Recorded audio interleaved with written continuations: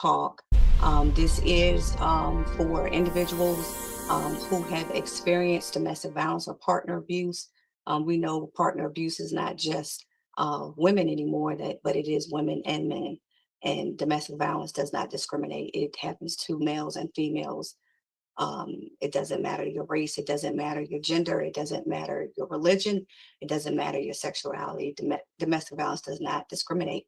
And so we are here every Thursday night at 7 p.m. and also every last Saturday of each month at 6 o'clock, every Thursday at 7. We are here typically on Zoom. It's the same username and password uh, for Thursday. And then our last Saturday of each month is the same username and password. You can always find us in all the up and coming events on our website, which is angelshaven.com. And I'll move out the way so you can spell it ANGELSHAVINN.com.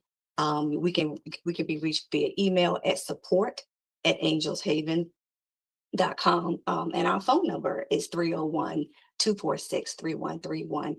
If you ever need resources or you need help or assistance, please feel free to reach out to us. We want to make sure that no one is suffering in silence, and that, and this space on Thursday nights was created about 5 years ago. Well, we've been doing Thursday nights for about 1 year. And every last Saturday of each month, we've been doing that for 5 years. That space was created during the pandemic because we know that during domestic violence, during the pandemic, it was at a all-time high because we were in close proximity with our abusers. And I thought at that time, well, we couldn't meet in person, but I was like, oh, let's do it online. And so for the past 5 years, every last Saturday, we've been meeting online just to offer a safe space, just to offer a place where we could yell, scream, talk about an unspeakable conversation in a safe space with other individuals who have gone through or are going through the same thing. Even though this space tonight is going to be on YouTube Live and also Facebook, but when I'm disclosing that for those who need to take your cameras off, those who come in on Zoom tonight, but everything is confidential, and we do offer resources for individuals who need it. But it's a space where we want to be able to talk and share and get understanding about what's happening. So today, I like to partner what our nonprofit does with mental health, because mental health to me is very important, just like self-care. We call our last Saturday group Love Yourself. And loving yourself includes mental health. It includes taking care of your mind, your body, and your soul. And I think it's very important that we take care of our mental. We take care of our mental, and we talk about it all the time. We don't just talk about it in May. Some of the ladies and gentlemen who come to our groups, we know we talk about self-care, we talk about mental health, and we're not just talking about it because it is Mental Health Awareness Month, but we are bringing it to the forefront because it is Mental Health Awareness Month. So I have a wonderful host who I will introduce after this short video. So if you bear with me, I'm going to attempt to share the screen and show a brief video about mental health awareness. Give me 1 second.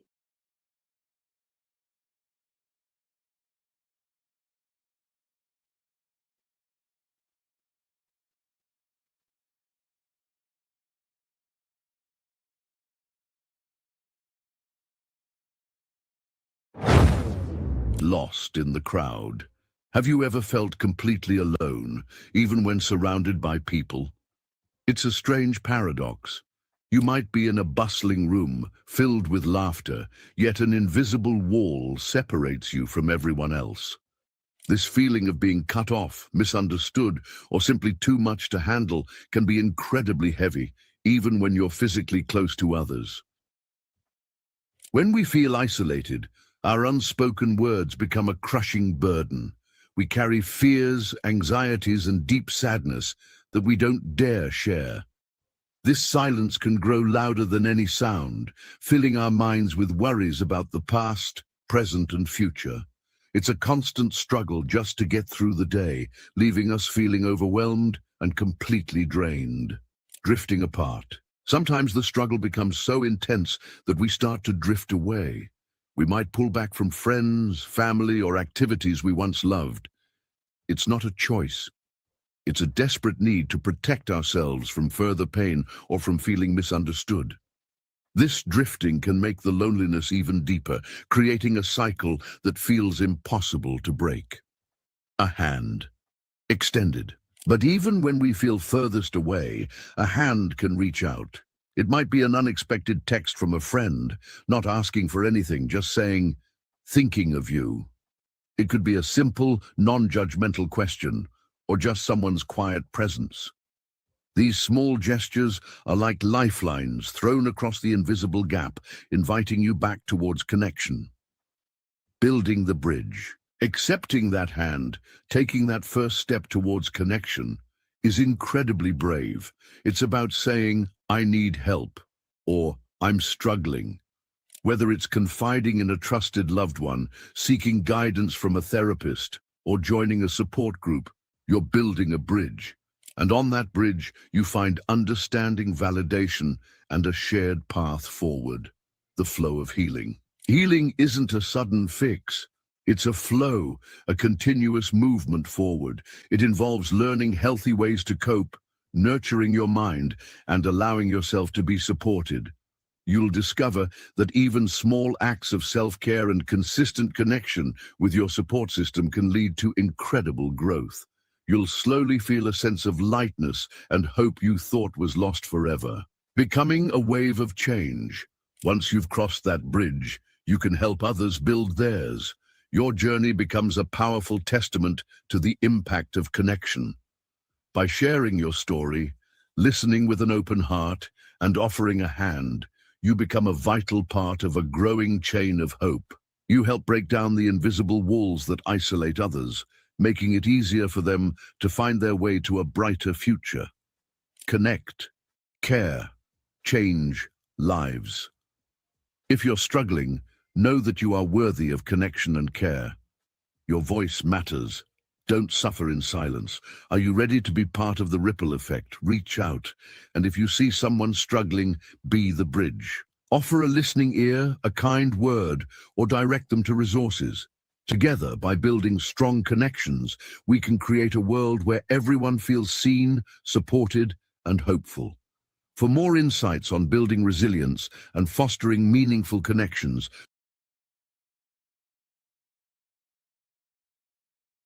All right. So I just wanted just to share a little bit just about the importance of mental health awareness. And without further ado, I'm going to introduce our guest for this evening.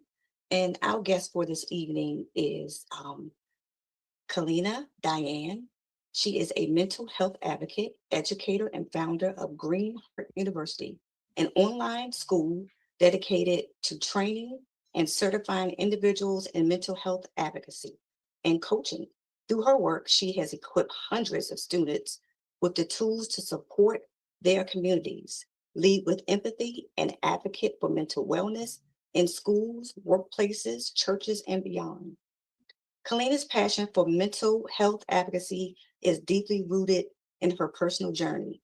She has navigated over 2 decades of anxiety, OCD, indirect PTSD, depression, and health anxiety experiences that once disrupted her daily life, but ultimately led her to prioritize healing and purpose.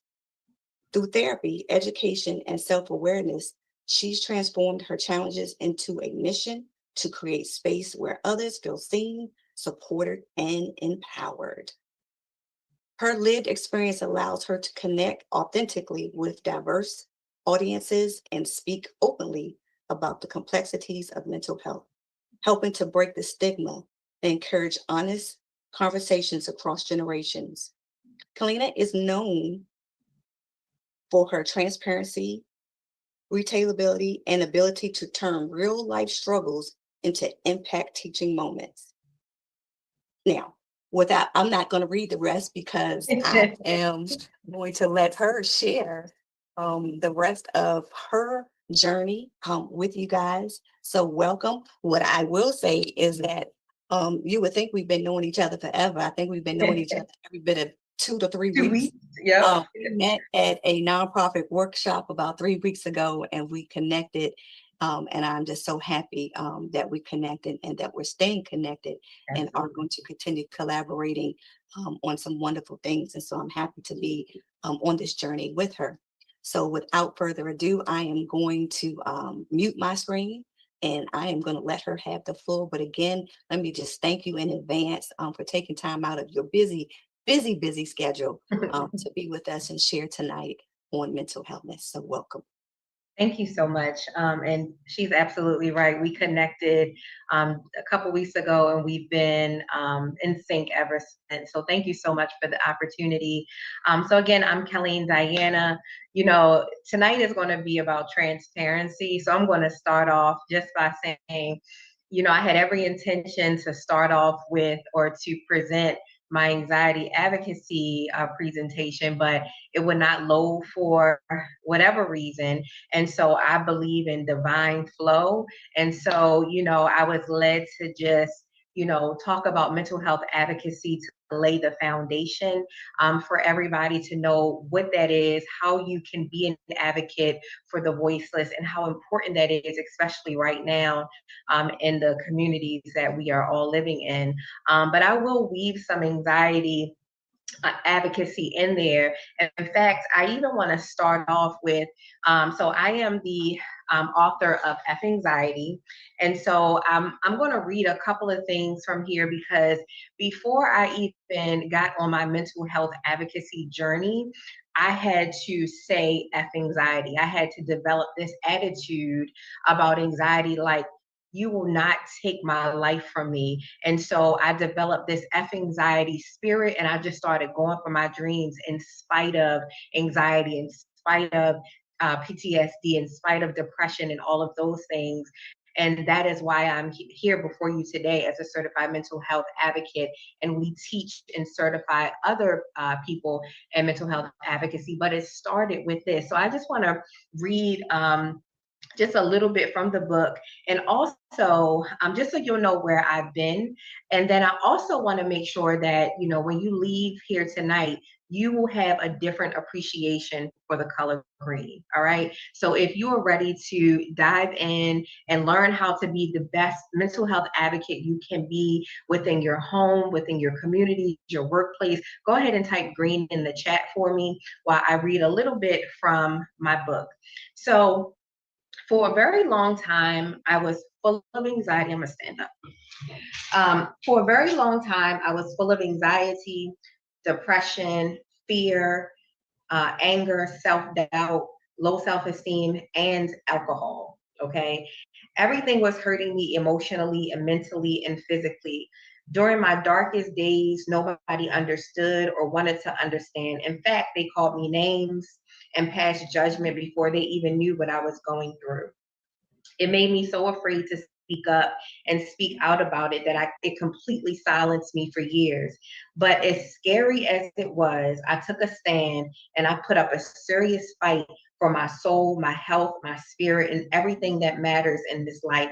I stopped caring about what people thought of me and I started caring more about getting better. So before I go to the next page, I just want, this is going to be a very interactive, like I said, impromptu presentation, and I want to hear from you. So have you ever felt like that? Like, you know, people are judging me. They don't even know what I'm going through. And then you get to a point where it's like, you know what?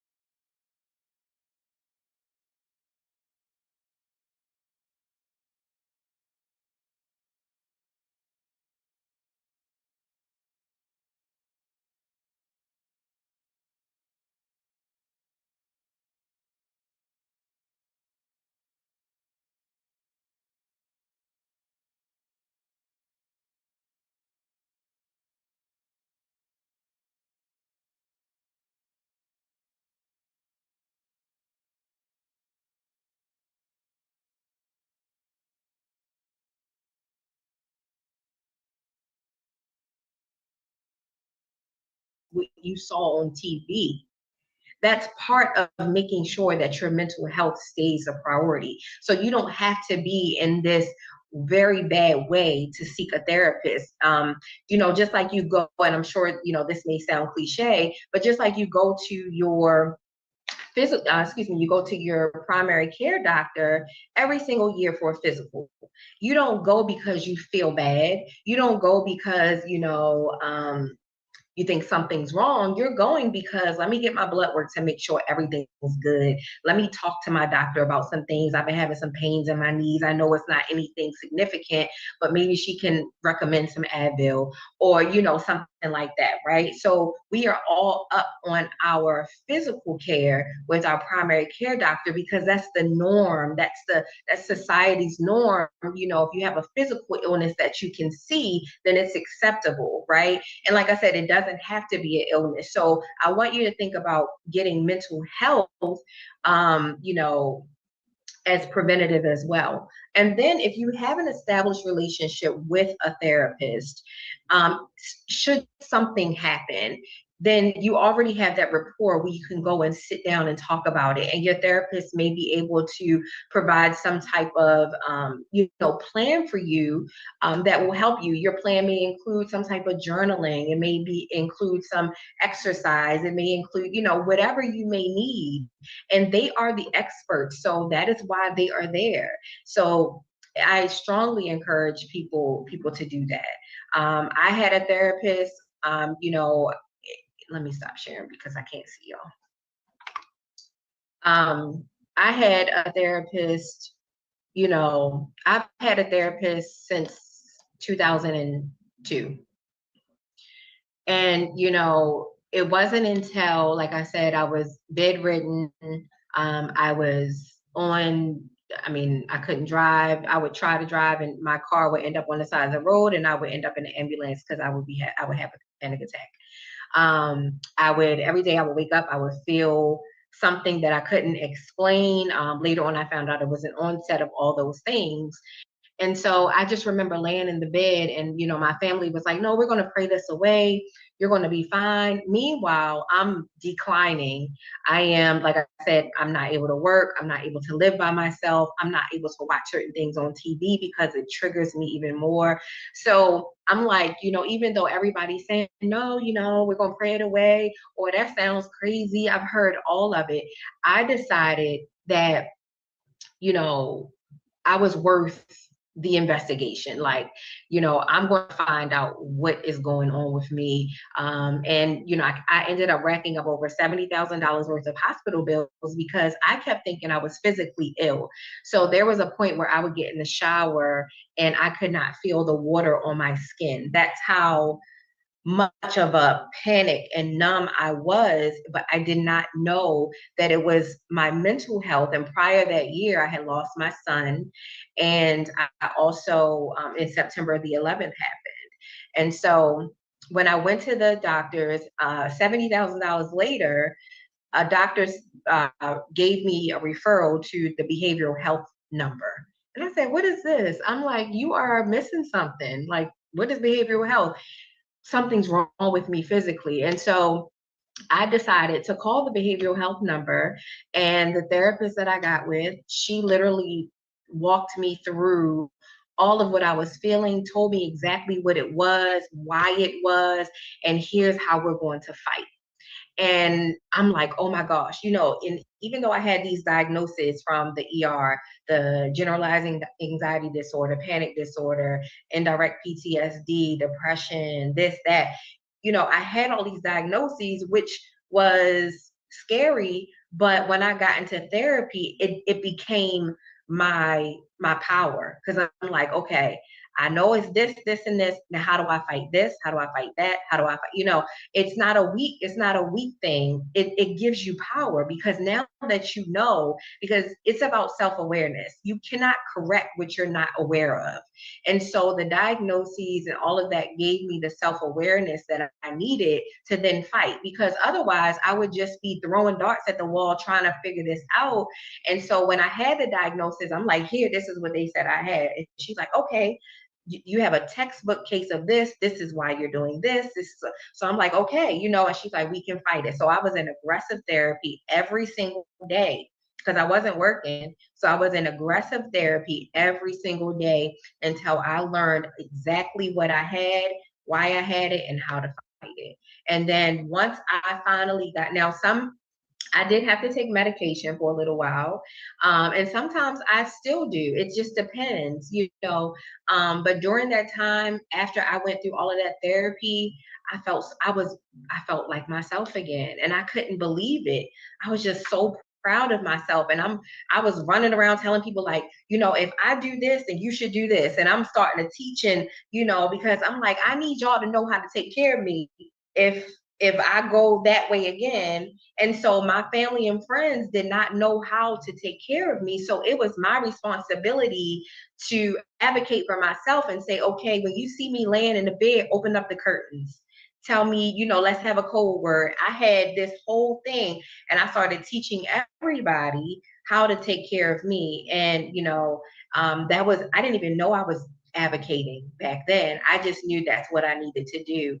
And so it's like I said, your thing don't have to be that extreme, you know. But had I went to a therapist right when I lost my son, and I didn't start drinking and partying, and maybe, like, you know, when September the 11th happened, maybe I should have went to the counselor's office at Morgan State, because I didn't understand what I just saw. I didn't understand how to process it. Maybe if I did that ahead of time, I wouldn't have had a huge, you know, like this thing just festering on the inside of me to it exploded, and I could no longer live life like I wanted to live it. So I encourage everybody to just take the time for themselves, because you are worth it. Even if it takes investigation, you paying your copay, you getting some resources, it is worth it. You're going to feel better. And therapy, one thing I will say is, if you get a therapist and you don't have a connection with that therapist, find another one. Do not give up. Sometimes you don't have the connection right away, just like your primary care doctor. Some primary care doctors have the worst bedside manner, and you just find another one, right? You go to somebody and say, hey, can you recommend a doctor? You don't give up and say, well, I'm just going to never get a physical again. No, it's the same thing, you know, for mental health. So I encourage you to just fight for your own healing. You know, we all need healing. We all need, I don't care what you're doing in this world. I don't care what degrees you have. I don't care about any of that. We all need to talk to somebody. Period. Thank you. I mean, that you just answered like 20 questions Yeah, all in one. And let me I just know. applaud you for your journey, because it takes strength Thank you. to advocate for yourself and to keep fighting for yourself. So thank you for loving yourself and Thank you. coming in our love circle to talk Yes. about your journey. So we got all ears. We're ready for the next part. Okay. All right. Thank you. So I'm going to share my screen. Um,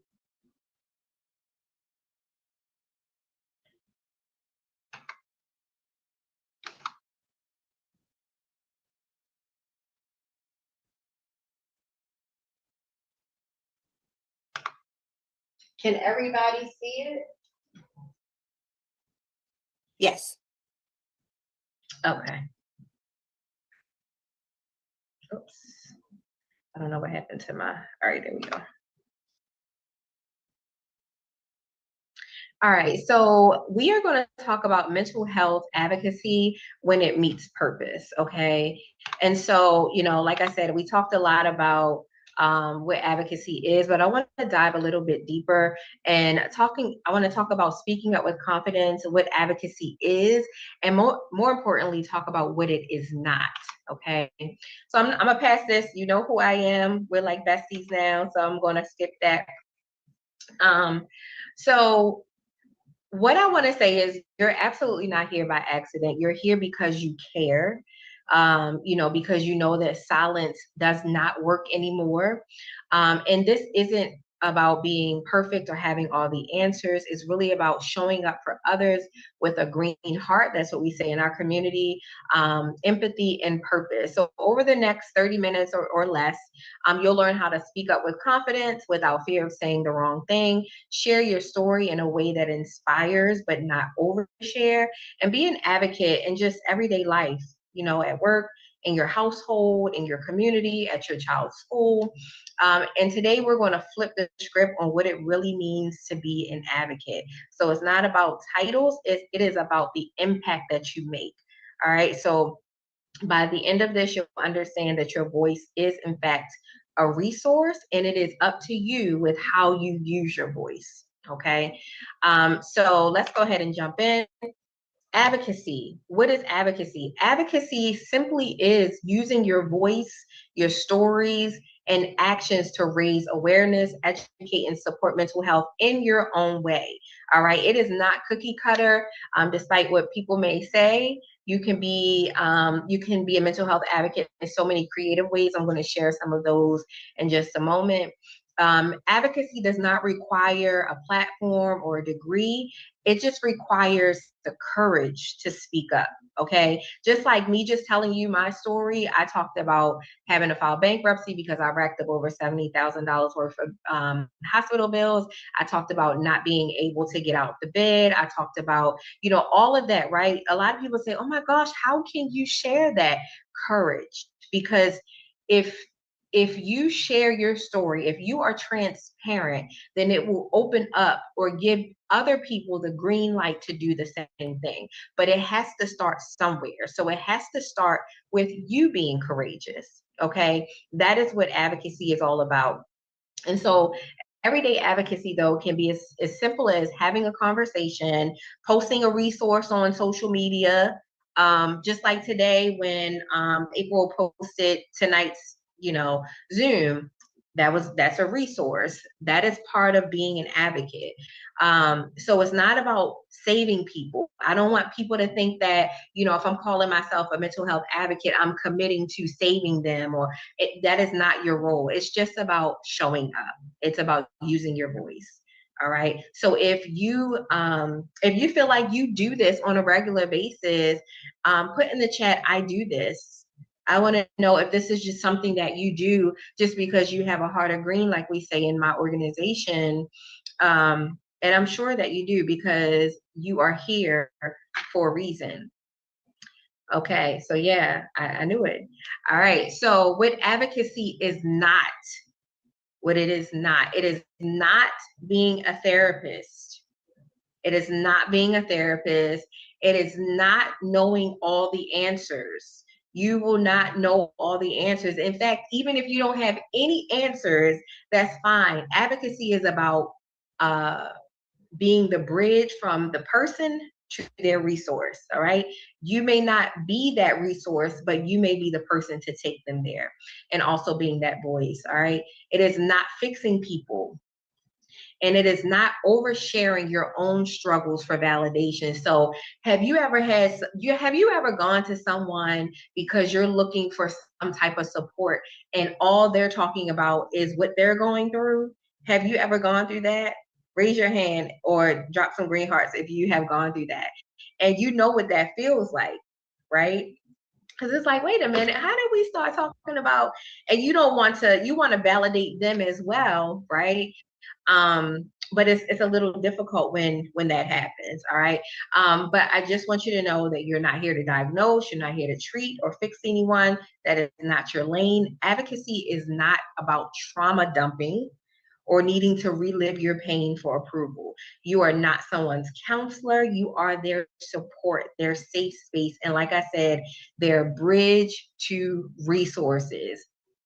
That is the one thing I want by the end of this. I want you to know that you would be the bridge to their resources.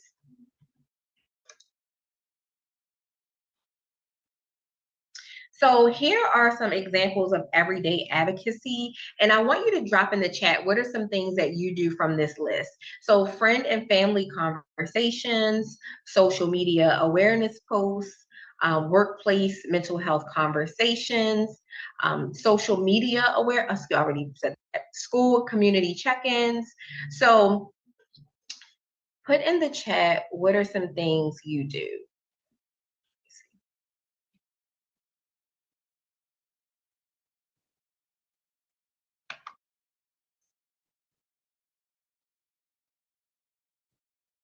Okay, awesome, awesome. So I know we don't have a lot of time, but I would want you to put in the chat a time where you advocated, just a brief, you know, um, 1 to 2 sentences on a time where you advocated, and then we're going to come back and read them.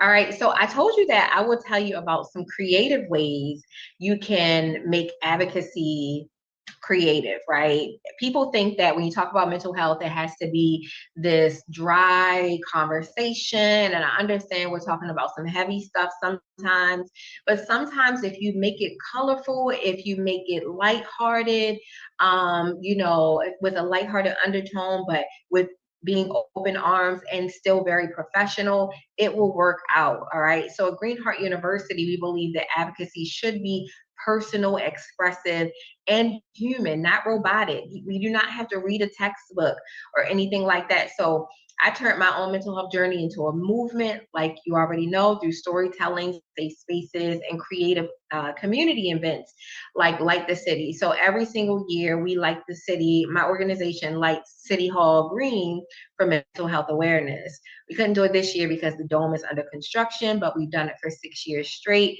That is, a way to be an advocate. That is a way to bring awareness, right? And so we invite the city out. We have resources there. Brandon Scott may speak, or I may have a student speak. So there are so many different things you can do. And so we teach advocacy in a way that helps people find their own lane, whether it's through writing, speaking, videos, or just being a safe space for others. So again, it doesn't have to be boring. Okay. Also, what are some creative ways that you have advocated for someone? So here are some other ways as well that I want you to keep in mind. Creative expression advocacy could be art pieces that reflect, mental health struggles and hope, spoken word. One of my instructors, she does amazing spoken word for mental health and poetry that gives voice to lived experiences. You can create. We are very much in a digital world. So creating reels or TikToks with some quotes, some personal insights. If you want to share some things about your lived experience, you can absolutely do that. You can go on Canva and create some infographics with some mental health facts or did you knows. Digital advocacy is sharing mental health resources in your IG stories, recording a short video about what I wish people understood about anxiety is an example. I did something like that before. What I wish people understood about anxiety. What is something that you can do? Like what I wish people understood about overwhelm. What I wish people understood about depression. What I would, you know what I mean? Like, you can pull it from your own lived experience. It doesn't have to be anyone else's. You can start a hashtag movement. And you can also do a virtual mental health check-in with your friends or community. All right. And these are just a few things, right? It just really depends on your personal style. You can do one or all of these. So storytelling, you can write blogs, you can share your lessons. And then your everyday micro advocacy is, for instance, like correcting stigma, like language that continues the stigma. So for instance, if you hear someone says, oh my gosh, she's so crazy, she always anxious. Well, you can say, why would you say crazy? We don't say crazy. She is not crazy. You know what I mean? And I'm going to teach you on some things that you can say instead of those things. But you know, that word crazy has been used a whole lot in our community and beyond. And if you hear somebody saying those things, you can speak up and correct them. Again, you can do a resource, a hotline, or article when someone opens up. So here's the one thing that really had me stuck for a long time. So these are some of the myths about being a mental health advocate.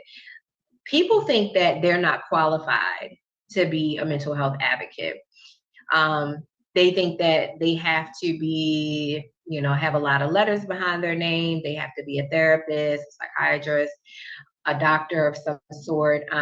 They think that they have to have it all figured out. They have to be fully healed before they can help someone else. They think that, like, who am I? No one will listen to me. Okay, so have you thought about, have you said those things to yourself? Say yes or no in the chat. Let me know. Has any of those things, any of those myths came across your mind when you thought about mental health advocacy? I'm not qualified, I have to be perfect or fully healed, or no one will listen to me. Has that ever come across? Yeah. Yeah, me too. Me too. You know, for a long time, I did not think that I could be a mental health advocate because I dropped out of Morgan State University a long time ago. And so I'm like, oh my gosh, I'm not qualified. And other people would tell me that as well. But later on, when you are called to do something, that is your qualification. All right. When you have the lived experience, that is the qualification. You do not have to be 100% healed. Advocacy and healing can coexist. Okay, so you could be healing, you know, we're all a work in progress, right? But you may be a tiny bit more ahead of someone else. You may be the person in your crew or your family that has a therapist. And just because you have, you know, a therapist, you are able to advocate for someone who doesn't and say, hey, I can help you find a therapist. Let me tell you what I did. Okay. And you could be going through your own thing, and that's fine. If you speak up, someone will hear you, and they may have been waiting for someone just like you to say it. So a lot of times we're all in the room, we're all screaming on the inside, and we're waiting for that one person to be courageous enough to say, you know, I need help, or this is what I'm feeling, or I'm so overwhelmed I can just scream, you know, because most of the time we're all feeling the same way. We just need someone to say it. It can be you. It can be you.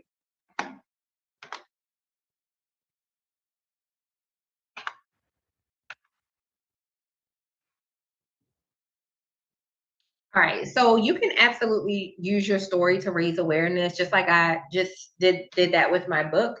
You know, you don't have to be an author, or you don't have to have a story like mine. You know, if you were used to be overwhelmed, but you found out how to delegate, you know, that is a story that you can share about how, you know, being a leader, you were able to delegate and it reduced your overwhelming stress. That is a story to raise awareness. Okay.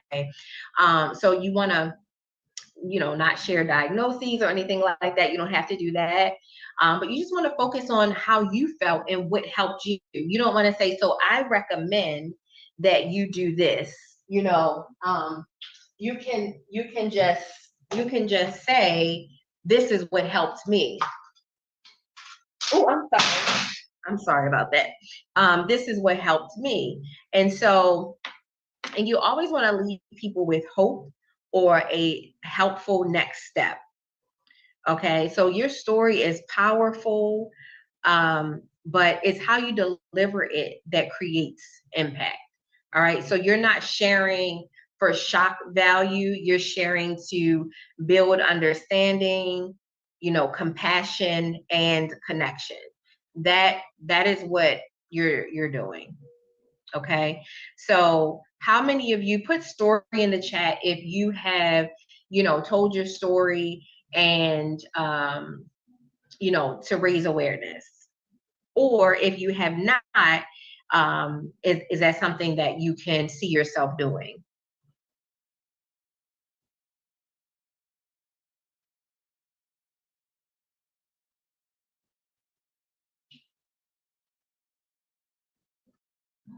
Okay, awesome. All right, so I want to give you a challenge, okay? And so your advocacy intro, like if you decide that when you leave here, you want to start being a mental health advocate, I want you to use this prompt. So you want to say, you can post this on social media. Hi, my name is Colleen. I care about mental health because, and then you can say, I believe that everyone deserves to heal or whatever you choose. That's why I choose to be an advocate. So this would be your first step into advocacy. You don't need a fancy platform. However, you do need your voice and you need to let people know that, hey, me over here, I'm a resource for you. So go ahead and screenshot this or take a picture of this, because I'm going to challenge you if you are led to let everybody know that, hey, I'm going to be a resource and be an advocate. So go ahead and put a 1 in the chat if you're going to take on the challenge.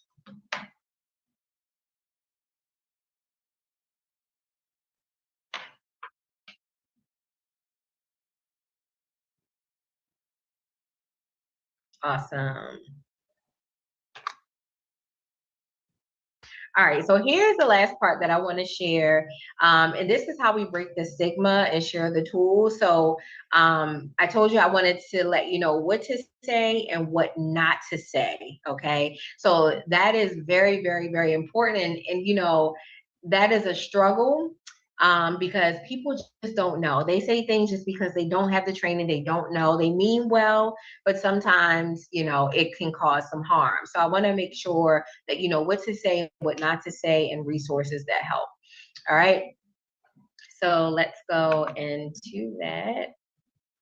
So the power of language and advocacy, language can heal or harm. I want you to really understand that. Okay. So before you are speaking about something, especially when it pertains to mental health, or if someone has come to you about something, if someone has come to you about, something they're struggling with, like alcoholism, or, maybe they had a panic attack, or whatever the case may be, what you say to them in return can either help their healing or can harm them.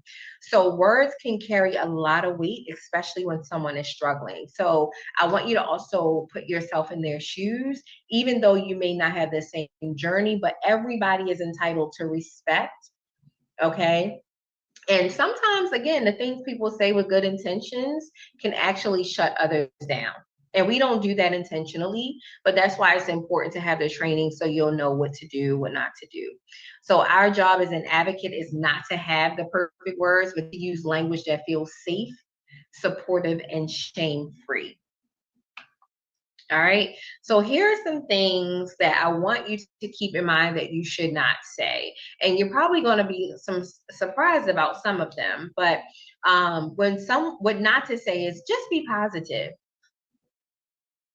Just, just, just be positive. And the reason why you don't want to say that is because if someone can just be positive, then they would just be positive. Nobody wants to be negative. All right. So it's all in your head. I used to hear that all the time because, like I told you before, the things that I was struggling with, when I went to the doctors, all of my tests were normal. My CAT scans were normal. This was normal. That was normal. So nobody saw any physical breakdown. It was all happening on the inside. So a lot of people say it's all in your head. So when people say that, it reduces what you're feeling, and then you start questioning, like, oh my gosh, is there something wrong with me? So you never want to say that to somebody. You also don't want to say you're being so dramatic.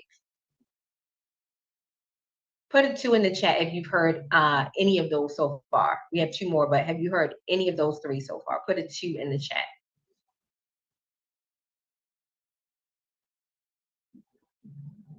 If you've heard it, or if you said it, if you said any of it without intentionally harming.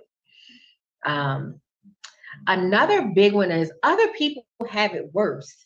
Like somebody could call you and say, I'm really struggling because, I don't have a lot of food in my house. It's making me really depressed because I cannot believe I don't have no money. I'm struggling. I don't know what to do. And someone may say, well, your lights are on. Other people have it worse. So you're diminishing again what could be their trigger that could cause some other things. And I also heard this one a lot, but you don't look anxious, you know. So again, even when we mean well, these phrases can feel dismissive and they can minimize what someone is feeling. So when someone opens up about their mental health, they're trusting you with a piece of their vulnerability. So don't shut that door, okay? Because it probably took them a lot to say what they said to you. Again, you want to avoid advice, okay? And your presence is often more powerful than your words. So sometimes you don't have to say anything, but just you sharing space with someone may make them feel safer. Here are some things you can say instead. So I want to leave you with this because I told you what not to say, but I know you're probably like, okay, Kelly, what do I say? So you want to say, I'm here for you. I'm here for you. If somebody's crying because they're grieving, all right, and you're like, oh my gosh, I don't know what to say to this person, just say, I am here for you. I am here for you. That's it. Another thing you can say is, that sounds really heavy. Thank you for sharing that with me. You want to make sure that you are acknowledging that I know that this probably wasn't easy for you to do. So thank you for sharing. Thank you for trusting me with that. Another good one is there anything you need right now? What can I do for you right now? Because I want to be here for you. I am here for you. Is there anything you need right now? You don't have to go through this alone. And then if you want to take it a little bit further, you can say, would it help, like if they share some things, or even if they don't share and they don't want to talk to you, you can say, well, would it help if you talk to someone professionally? I can absolutely help you do that. You know what I mean? So and let it come from a genuine place. Okay. So supportive language validates what they're going through. It doesn't fix it. We are not fixing anything. We are validating the space and time that they're in. Sometimes advocacy is just making space. Again, it's not giving answers, saying thank you when they open up. Because again, it takes a lot for them to do that. So here are some tools you can share. So the 988 Suicide and Crisis Lifeline, NAMI.org, local support groups like this one that we're on right now, Greenheart University, journaling prompts. So you don't have to be a therapist to point someone to tools that work.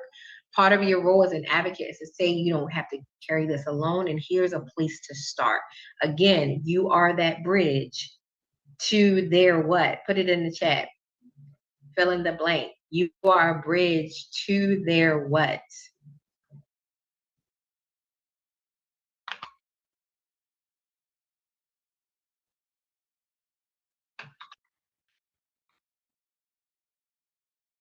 See, let's see then. You are a bridge to their, I see it in the chat, to their resources. You are a bridge to their resources. Okay, so again, you're not a counselor, all right? You're not a therapist. Supportive just means being present, listening, and encouraging next steps, not diagnosing. And I want you to understand that healthy advocacy means protecting your energy while you're showing up for others. So you have to prioritize self before you can pour into someone else. So how are we pouring or filling up our cup? You want to fill up your cup from going to the gym, eating the right things, having your own support system, whatever that is for you, having your own therapist, your own check-ins. You want to make sure that your cup is staying full if you're going to take on the advocate role, because you need overflow to pour into someone else. Do not pour when you are depleted. You can say, you want to, connect them, right? And you want to let them know that you're there, but you can also let them know in a nice way that you're going to connect them with someone that that they can trust to provide some resources if you don't have the capacity. So you have to protect your energy as well. All right, so this is the last challenge. So if you're up to it, you can take a picture of this, create a post, reel, or story showing one thing that people can say that supports someone with a mental health struggle. All right, so this is your opportunity to put what you learn into action, use your own voice, show people what it's like or what it sounds like to support someone in a meaningful way. And this is how we break the stigma, by modeling it, not just by talking about it. Okay, so I'm going to stop sharing my screen. Now, what I will say is, if anyone tonight is interested in getting, comprehensive training where you can become a certified mental health advocate and then take it a little bit further and become a certified mental health coach, where we teach you how to create your own mental health initiatives that will be implemented into the communities, your households, schools, churches. You can absolutely go to greenheartuniversity.com and apply. We have a summer cohort coming up on June the 14th. And after that, we have a fall cohort as well. So you will be able to experience the green culture and just all of the amazing, other students, alum, instructors who share the same passion. And so you're more than welcome to apply. So I just want to open it up for questions. I hope you all learned tonight, and I hope you have a better appreciation for green. And I'm here for questions.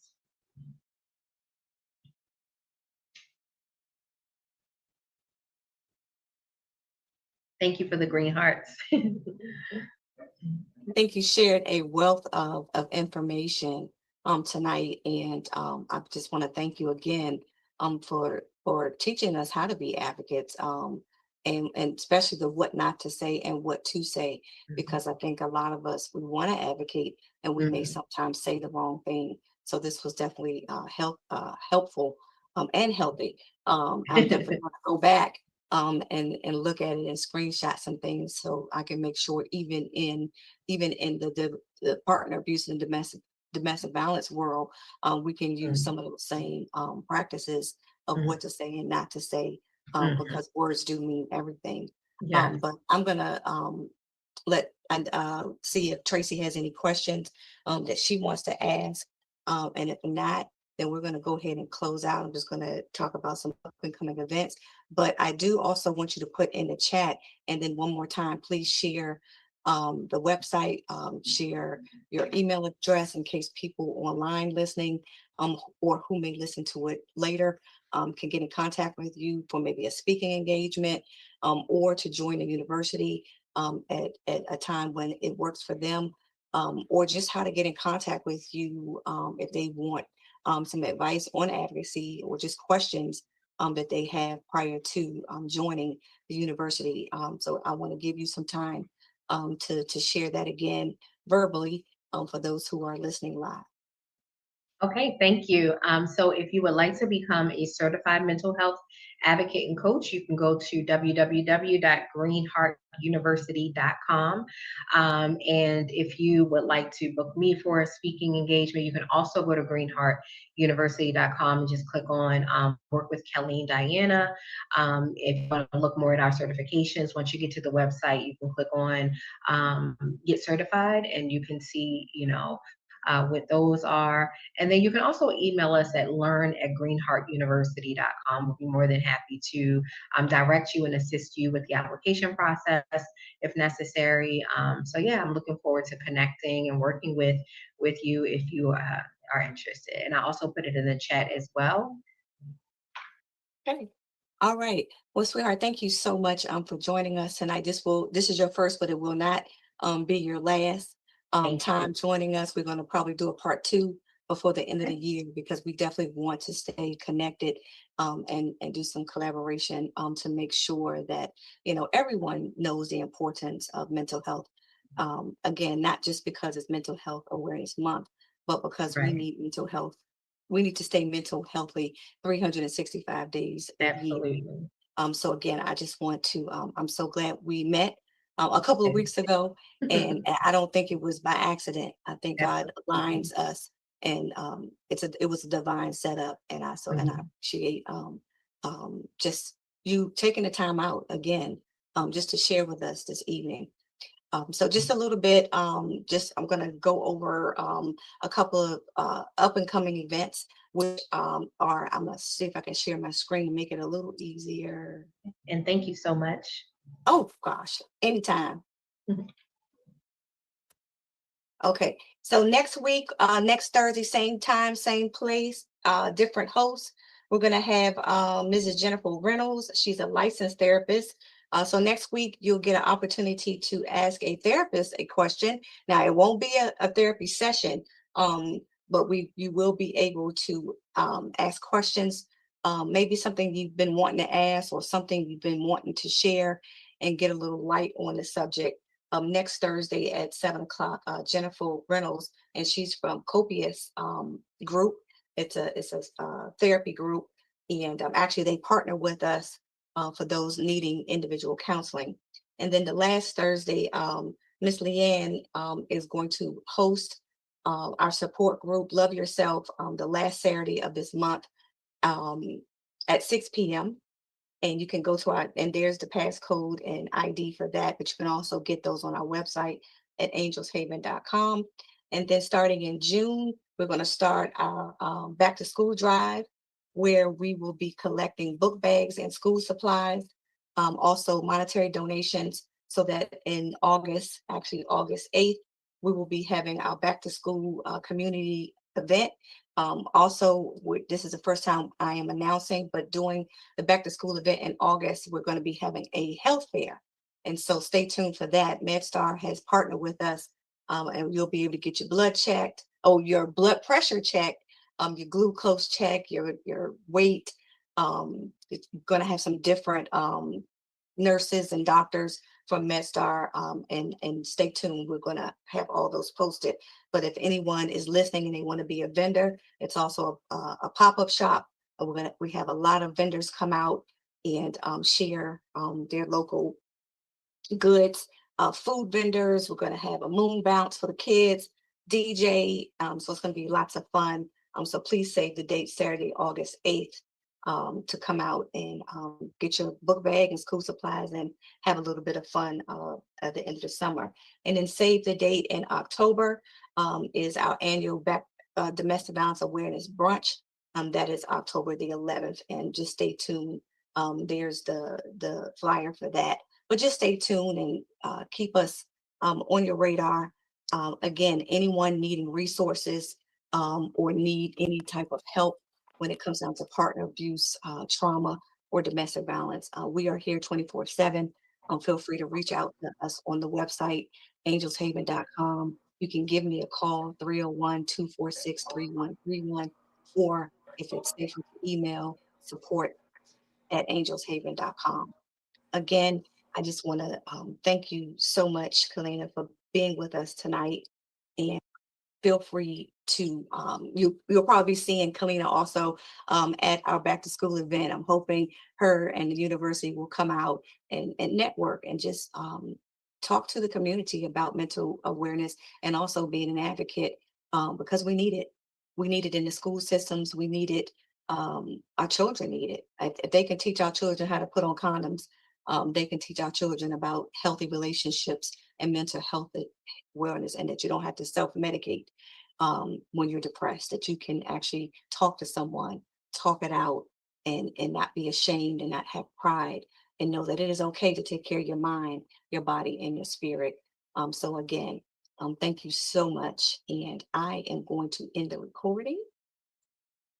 The recording has stopped. And I just want to say thank you to everyone who have participated, listened in tonight. And I hope to see you next Thursday at 7 o'clock. Thank Everybody, you. have a good night. Good night.